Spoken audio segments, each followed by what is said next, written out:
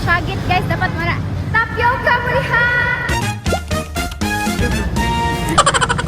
Hi guys! Spend a day with me, Bisaya Vlog Edition. Like, uy, vlogger na gitawon si Anna Marie.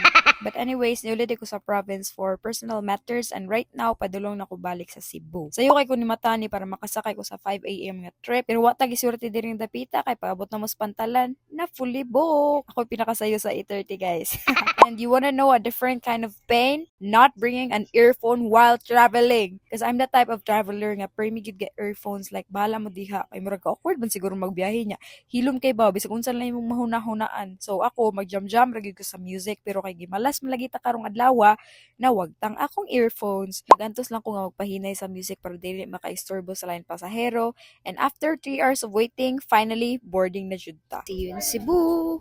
Natulog ra ko whole trip and naabot Miss Danao 11 a.m. na. I still need to go to Mandawi kay na ako'y duty 1 p.m. I decided na mudretso na lang gigog store kay kung muli pa ko sa amua, malate gyud ko pag-ayo kay layo para bang lapu-lapu niya balik Mandawi na sa. Sige kog lakaw-lakaw niya bugat kay akong gidamay gani kay nana si kuya nga gamotor niya. Day adto ta day 50 day. Sige go bahala na nagmahal-mahal kay duol ra man sad to guys. Ako lang gibili na akong gamit sa store niya. Gora manuroy na mi sa mong paninda. First time ni na mo manuroy guys and starting now amo na gyud ni suroy among baligya. Mo pistora mi dira sa Merkado Mandawi pangitaan mi kilid-kilid nara gyud mi dira guys. As a shy person dili mi gyud lalim maninda. Uy kigatudtod pa mi kinsay manawag og customer murag mga timang. Tapioca mo diha.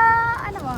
Tapioca niya mong baligya and 70 pesos per bottle ra ni siya guys. Na siya lain-lain nga flavor and pwede ra gyud mo pre-order just contact this number. This is our final requirement actually before mi mo graduate. Last hunat na lang gyud. Nya after ana guys kay halinan naman mi mauli na mi nag-move it ra gyud ko pa uli kay di na gyud madas kakapoy uy labad kay akong yana pa ko nga mag-video kuno ko abot sa step by step sa tado pero unfortunately knockout si Inday. Natugog alas 4 niya ni mata ko alas 7 na the next day.